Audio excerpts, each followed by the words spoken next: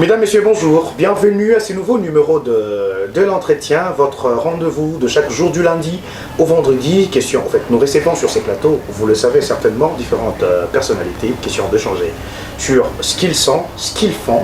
Et nous abordons également les sujets d'actualité qui nous intéressent. Pour ce nouveau numéro, comme d'habitude, nous avons reçu pour vous quelqu'un de bien, un enfant de Goma.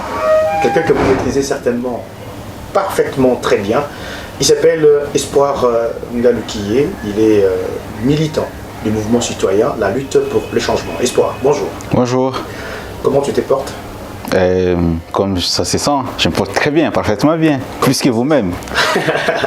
C'est un plaisir pour nous de vous recevoir sur le plateau de MTPZ Télévision, la voix des minorités, question de parler commun. Plaisir partagé, merci de l'invitation.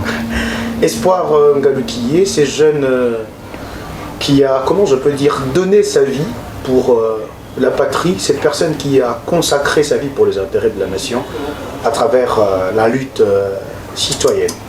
Votre motivation? Il y a plusieurs motivations. Allez-y. Je ne peux pas dire que j'ai donné toute ma vie parce que je ne suis pas encore mort. Je suis encore en vie, j'ai donné beaucoup de mon temps. Je continuerai toujours à les donner, je ne regrette pas, je suis très fier de les faire. La plus grande motivation, c'est quand je regarde juste autour de moi.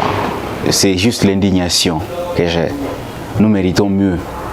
Et la cause qui était... L'indignation qui vous motive. Exact. L'indignation, c'est la plus grande motivation que j'ai. C'est la colère. Comme on le dit en swahili, hasira. C'est la chose qui me motive plus. Et la casus belli, c'était en 2013, quand j'ai intégré la lucha, et j'étais pas très actif en 2013. C'est en 2016 que j'ai commencé à être très actif, après avoir vu que le plus grand problème du Congo, c'est pas ce qu'on pense. C'est pas l'insécurité. C'est pas les tracasseries, ce ne sont pas des choses qu'on voit juste autour de nous. Le plus grand problème dans notre pays, c'est la gouvernance. Et une gouvernance qui est soutenue et supportée par une population à laquelle nous faisons tous partie, et une population non exigeante. Et du coup, je me suis dit, cette indignation, il faut qu'elle soit suivie par un engagement. Et c'est ce que j'ai fait. 9 ans aujourd'hui dans la lutte citoyenne, vous avez rejoint le mouvement depuis 2013, actif depuis 2016.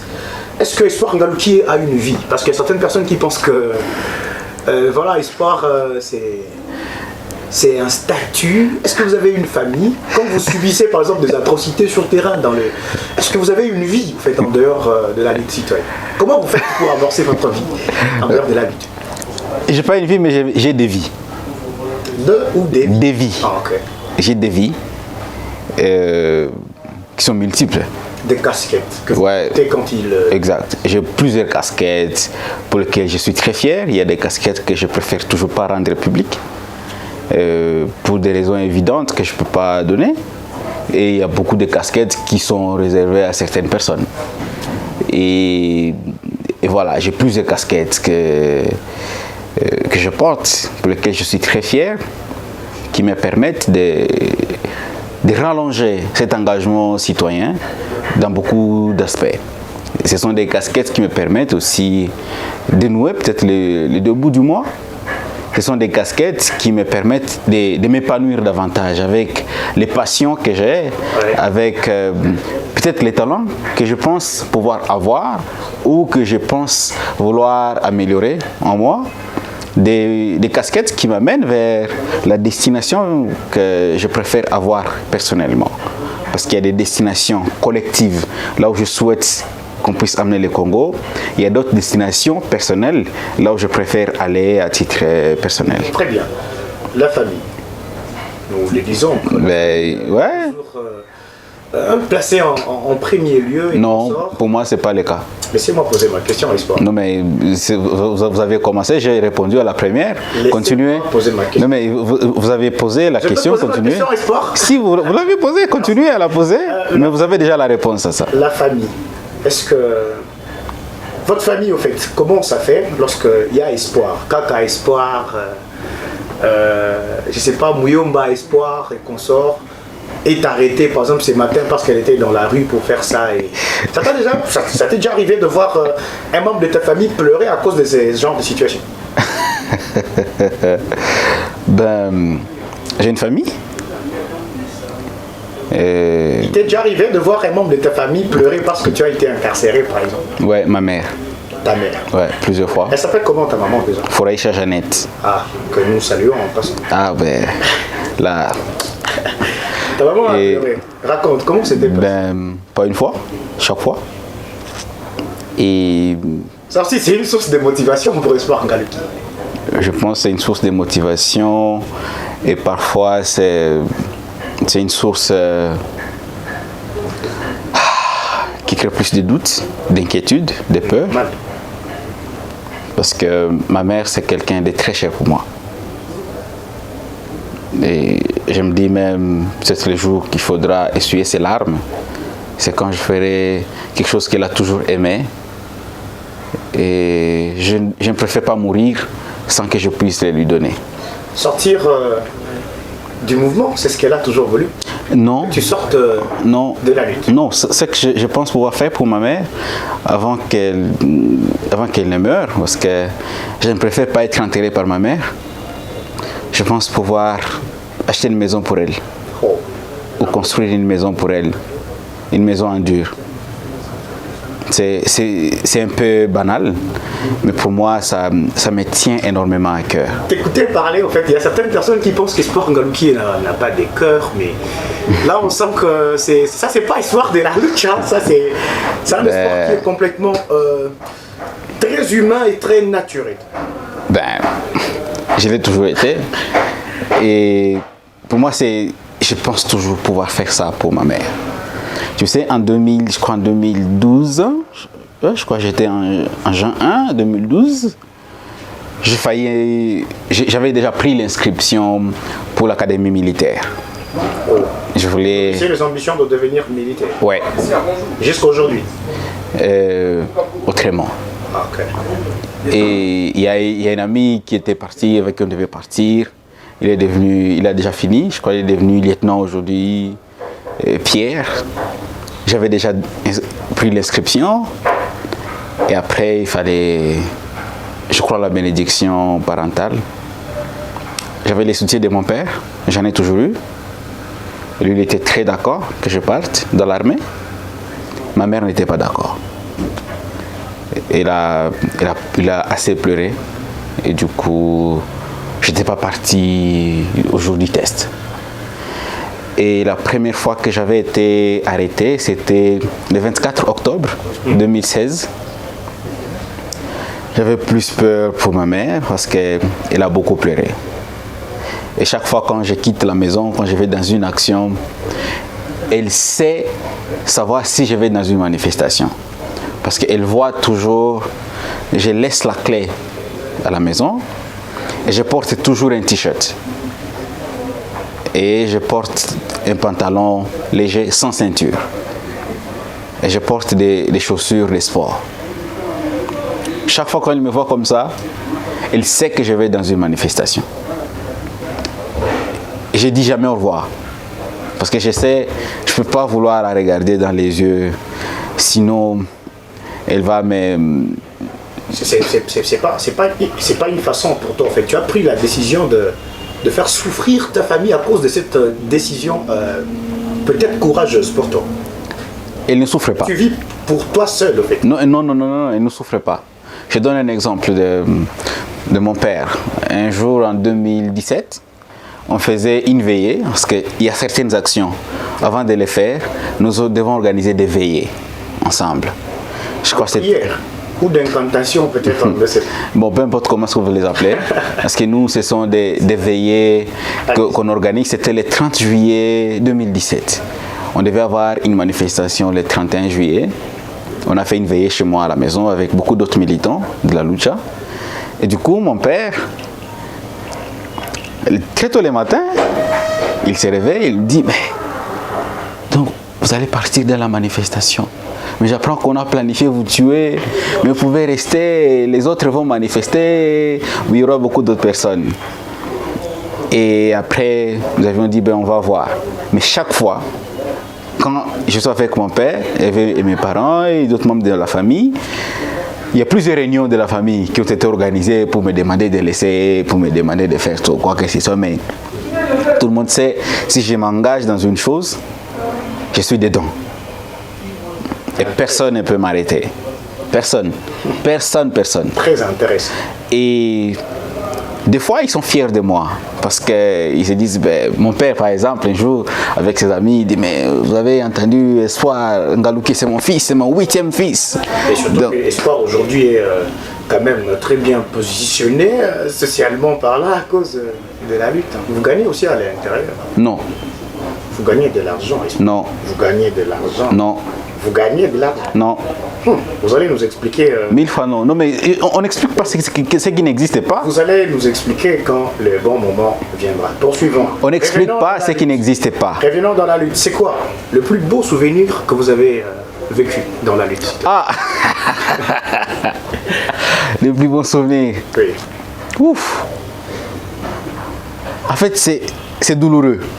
C'est pas bon. On va pas demander aussi un mauvais souvenir, ne vous en faites pas. Ah, ok. Commençons par le plus bon, le plus beau. Ce qui vous a marqué le plus dans la lutte. Ouf. Je pense...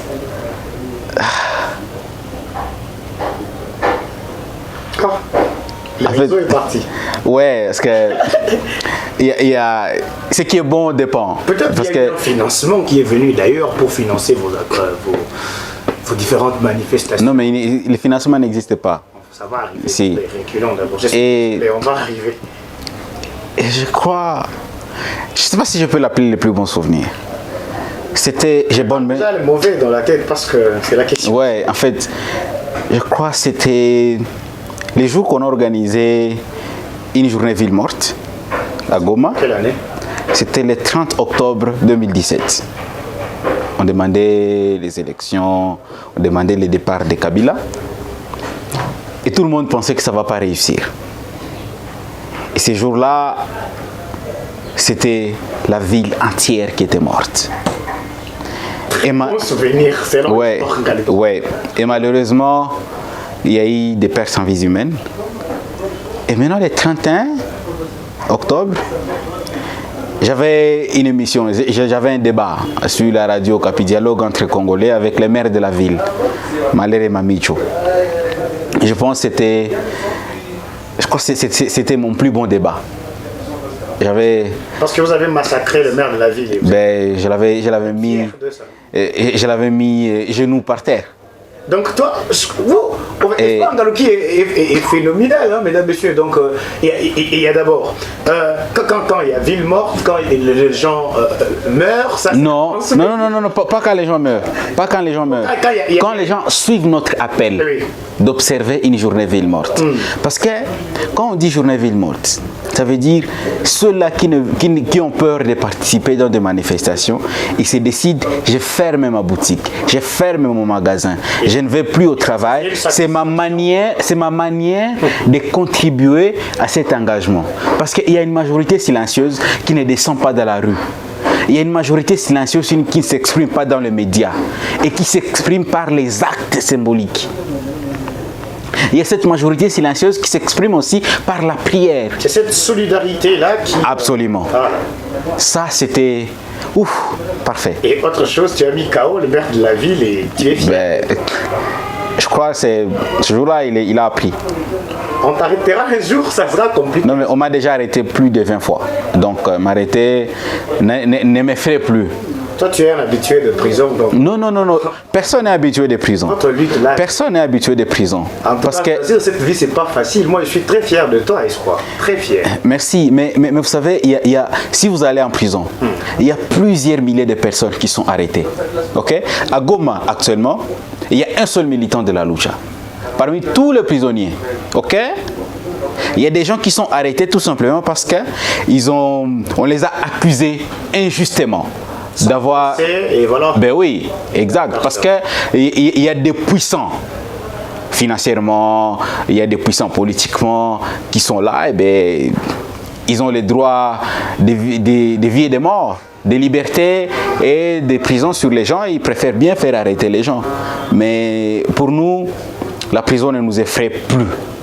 Non.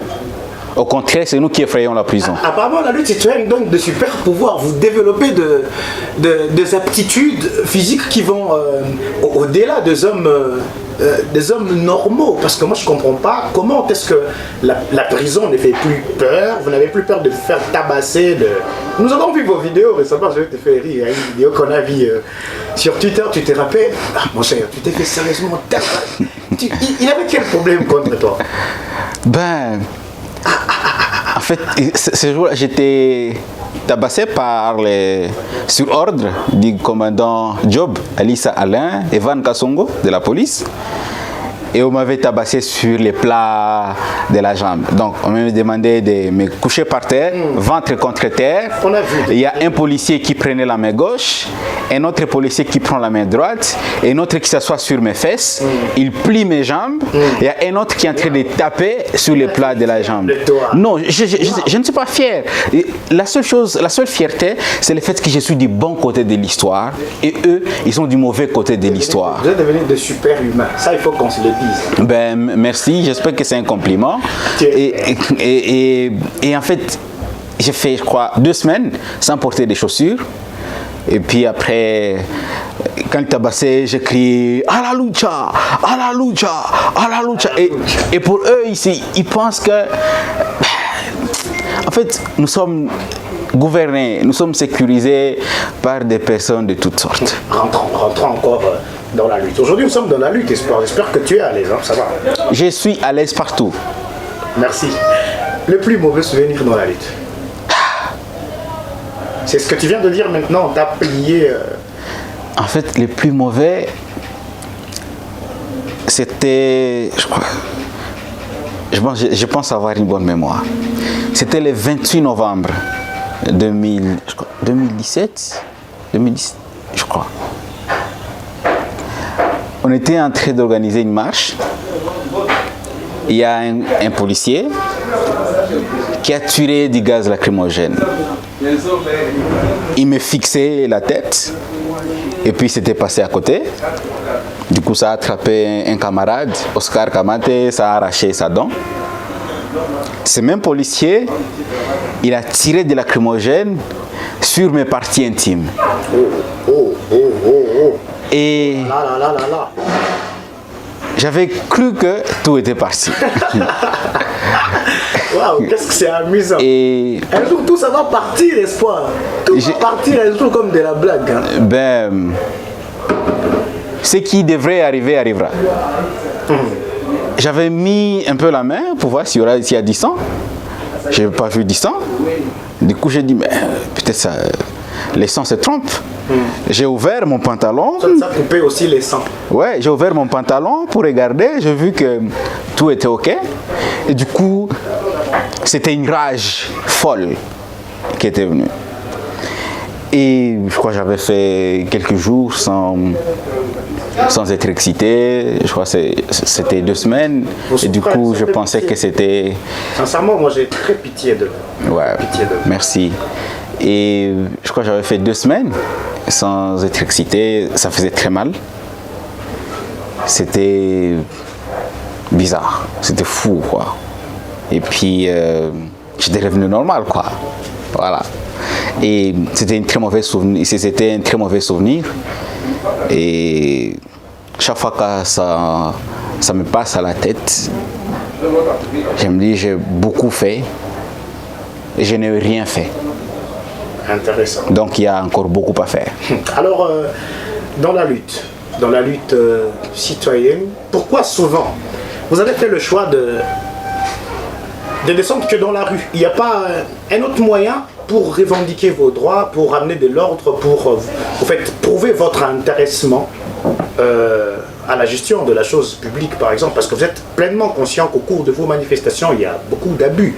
Il y a des gens qui profitent là derrière pour... Non, mais vous exagérez, c'est pas vrai. Ah bon? Oui, c'est pas vrai. Ah bon? Ouais, Vous c'est voulez pas un vrai. exemple concret? Si, Vous voulez un exemple concret? si. Mais pas un seul. Non, je parlerai d'un seul. Non, mais parce que vous parlez des non-manifestations, vous généralisez. Et c'est dangereux Je quand vous parlais de généralisez. vos manifestations. Non, mais attendez. Je n'essaie pas de dire. Non, non, s'il attendez. vous plaît, permets-moi de terminer ma question. Si, vas-y, Je mais. n'essaie pas de dire ici que la lucha. Ne jugez pas La lucha injustement. commet des abus. C'est pas ce que j'essaie de dire. Que ça soit clair, s'il te plaît. Ok, c'est bon qu'on vous rectifie. Voilà. Allez-y. Je dis, il y a des gens qui profitent derrière vos manifestations pour commettre certains abus. Vous avez vu quand vous avez manifesté votre soutien d'ailleurs aux forces armées de la République démocratique du Congo il n'y a pas longtemps, il y a eu des abus. On ne dit pas que c'est la lucha qui a commis des abus. Ok, heureusement vous avez Voilà, rectifié. c'est ce que j'avais dit, tu n'avais pas Non, entendu. c'est ce que vous vouliez dire, c'est pas ce que vous aviez dit. J'étais en train de dire pourquoi vous avez fait le choix de manifester souvent que dans la rue, alors qu'il y a d'autres voies qu'on peut choisir pour régler le problème sans faire du mal à qui que ce soit. J'espère que cette émission a aussi un caractère pédagogique. Allez-y. Je vais vous aider et vos téléspectateurs. Oui. Quand on parle de l'engagement citoyen, quand on parle de la lutte, il y a trois possibilités.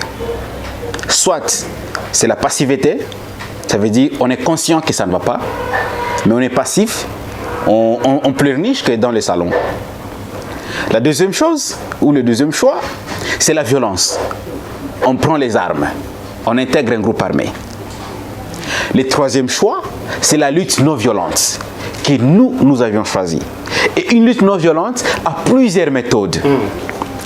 Il y a les communications à travers les médias, il y a les points de presse, il y a les manifestations publiques dans la rue, les marches pacifiques, il y a des sit-ins, il y a aussi des campagnes qu'on organise, des campagnes des SMS, des SMS qu'on envoie aux autorités, il y a des appels téléphoniques qu'on fait, il y a aussi des journées villes mortes qu'on organise. Il y a aussi actuellement il y a les réseaux sociaux qu'on utilise, il y a des hashtags qu'on crée, qu'on promeut. Il y a plusieurs types de manifestations qu'on organise. Et penser que la lutte de la lucha se limite uniquement dans la rue, ça veut dire qu'on a quelque chose qui a remplacé les yeux et les cerveaux. Et cette chose, c'est l'ignorance. Ok? Ou carrément, on voit ce qu'on veut voir, pas ce qu'on doit voir. C'est important de voir ce qui est. Devant les faits, on s'incline. Les commentaires sont libres. Mais les faits, on s'incline. Les faits, c'est que la lucha ne se limite pas uniquement dans la rue. Je vous donne un exemple. Il y a des lettres ouvertes qu'on écrit. La dernière, on l'a écrit au président de la République, Tshisekedi, par rapport aux forces régionales. Il y a une autre lettre qu'on avait écrite à l'ancien président Joseph Kabila en 2016, quand il nous avait donné la grâce présidentielle qu'on avait refusée. Imaginez quelqu'un qui est condamné à 6 mois de prison, à 5 mois et je crois 2 semaines ou 3 semaines, on donne une grâce présidentielle. C'est une moquerie. Et puis on a dit, on n'en veut pas. Et vous imaginez, c'était des bandades en prison. On a même chassé les militants de la lucha de la prison. On chasse les gens en prison. Exactement, parce qu'on se disait, on veut terminer notre peine. On n'a pas besoin qu'on se moque de nous, disant qu'on nous a donné une grâce présidentielle et puis c'était une grâce de façade. Merci pour cette explication pertinente, c'est vraiment important. Vous avez parlé de plusieurs procédures, vous avez parlé d'appels téléphoniques, Internet, SMS et consorts. Espoir, comment vous faites pour mobiliser le fonds? Plusieurs méthodes. Expliquez. La première. Vous avez de financements qui viennent d'ailleurs? Non, nous n'avons pas de financement qui vient d'ailleurs. Personne ne peut financer la lucha. Parce que la lucha, c'est un mouvement qui n'a pas de personnalité juridique. Mais si on vous finance, où est le mal? Pourquoi vous n'aimez pas? Non, mais en fait... C'est mauvais. C'est pas mauvais, mais le mal, c'est de dire qu'il y a des financements qui n'existent pas. Dis-moi, dans l'esprit de la lucha, par exemple, si on vous donne... un financement, il y a quelqu'un, un bienfaiteur qui aime, je parle de l'amour, aimer la lutte que vous faites. Et il met à votre disposition autant d'argent pour vous soutenir dans la lutte. Est-ce que c'est mal? Je vais y arriver. La première chose qu'on fait, ce sont des contributions que nous donnons, chaque militant. Il y a ce qu'on appelle $1 symbolique. Tu donnes 100 francs dans l'esprit de 1 $. 1000 francs, c'est 1 $. Tu donnes 10 $, c'est 1 $. Ça, ce sont les cotisations des militants. La deuxième source des revenus du mouvement, ce sont des cotisations ponctuelles, des sympathisants. Parce que dans la lucha, nous avons 3 catégories de militants. Il y a les initiés, il y a les aspirants, ce sont ceux-là qui participent aux séances à la luchologie d'initiation.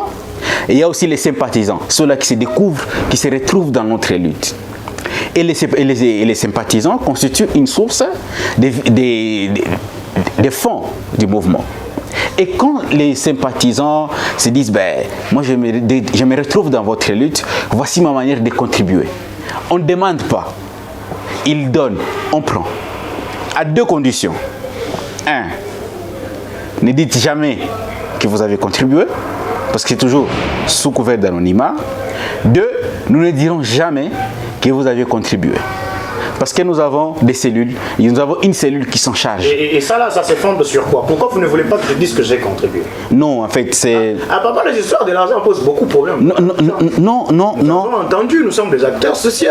Mais vous aviez entendu. Parmi vous, à un moment, il y avait 2 branches, vous le savez. Non. Il y a eu, je ne sais pas, la lucha tout court, il y a eu la lucha RDC. Non. Et si on part dans les fonds, nous, on a entendu qu'il y a eu des problèmes sérieux de l'argent. Non. C'était quoi? Non. Parce que nous sommes en train d'y aller mollo. Non, en fait, je pense qu'il faut... L'histoire, elle est têtue. L'histoire, on ne change pas. Ok? La lucha, c'est un seul mouvement. C'est la lucha. Lutte pour les changements. Mais cependant, nous n'avons pas le monopole du nom lucha. Comme vous n'avez pas le monopole de la chaîne Mutetezi. Exactement. Je peux venir aujourd'hui et je crée Mutetezi machin truc que je peux ajouter après. Je peux dire Mutetezi TV Goma. Ah, donc tu essaies de dire ceux-là, parce que ceux qui ont créé la lucha RDC, ils sont sortis de la lucha. De cette lucha-là dont vous... C'est exactement la même chose. Tu peux quitter Mutetezi aujourd'hui. Pourquoi ils sont sortis? C'est ce que nous voulons savoir. Ok. Oui, je vais y arriver. Tu peux quitter Mutetezi aujourd'hui et tu vas créer Mutetezi Télévision Goma. Et moi, je dirais clairement devant la télé, par exemple, maintenant, c'est quoi la raison qui m'a poussé? Exactement. C'est ce que nous voulons savoir. Voilà, je vais y arriver. J'y suis. Non, mais je suis très direct. Allez-y. Alors, la lucha, comme je l'ai dit, c'est un seul mouvement. Ok? Il y a eu un moment en 2016, il y a eu des principes et valeurs du mouvement qui étaient violés. Surtout les principes, l'indépendance. Ok? Corruption. Non. Il y a eu de corruption. Non. Et puis il y a eu certains, ils étaient au nombre de 6, qui étaient sanctionnés. Si. Ils étaient sanctionnés. Il y a des correspondants, si vous voulez même le nom, peut-être je pourrais les citer après. Espoir qui est... Vous parlez de l'indépendance au sein de la lucha. Oui. Je veux que je cite le nom de militants dont moi je sais ici à Goma, vos militants qui courent derrière les politiciens. Vous me permettez? Ben, ils peuvent. C'est la même chose avec... Si je dis, les journalistes sont des moutons noirs qui demandent l'argent, est-ce que je vais dire que tu es aussi mouton noir? Les attributions, je laisse à moi, je ne vais pas citer. Continue. Non, mais exactement. En fait, il y a des gens qui utilisent abusivement la casquette des militants. Il y a même ceux-là qui ne sont pas militants de la lucha. Je peux même vouloir que vous citiez un militant de la lucha. Je vous mets à défi de me dire un militant de la lucha. Moi, je refuse les problèmes. Non, mais les problèmes ne vous refusent pas.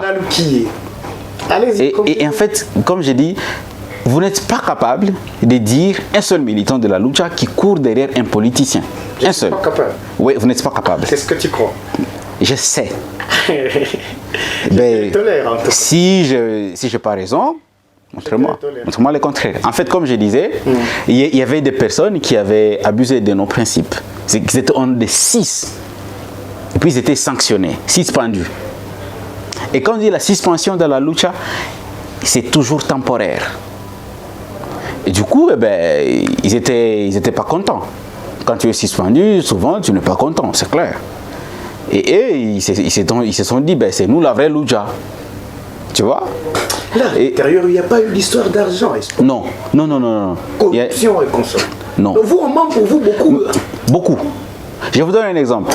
À l'époque de Kabila, on disait non, la lucha, ils sont financés Tu sais ce qu'ils ont fait? Ils ont réquisitionné pratiquement toutes les banques pour savoir s'il y a un compte de la Lucha. Ils n'ont pas trouvé. Bon, c'est possible de créer des comptes. Voilà. Ok.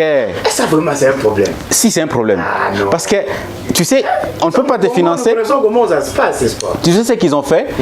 Ils sont allés même jusqu'à vouloir savoir les comptes des personnes, des militants de la Lucha. Non, on peut créer un compte avec les noms, je ne sais pas, c'est ce qu'on veut.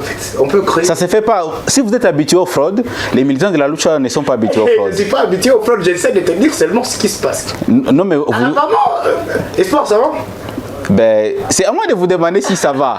Parce que je trouve que vous êtes gauche. Non, moi je suis pas gauche. Mais oui, je les trouve. Je pose mes questions et toi tu réponds. Mais si, c'est ce que j'ai fait.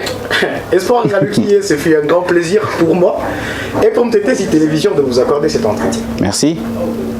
Votre dernier mot par rapport à cette émission? Ben, d'abord, c'est de vous remercier de l'invitation et aussi de remercier vos téléspectateurs qui nous ont suivis. Et je pense que la peur, elle est contagieuse. Le courage et la détermination les sont aussi. Tout ce que nous cherchons, c'est de contaminer à la population congolaise cette indignation, ce courage, cette bravoure, pour dire tout haut ce que la majorité silencieuse des Congolais dit à voix basse. Est-ce que la majorité silencieuse, c'est l'expression de l'indignation? Il suffit tout simplement de regarder autour de nous.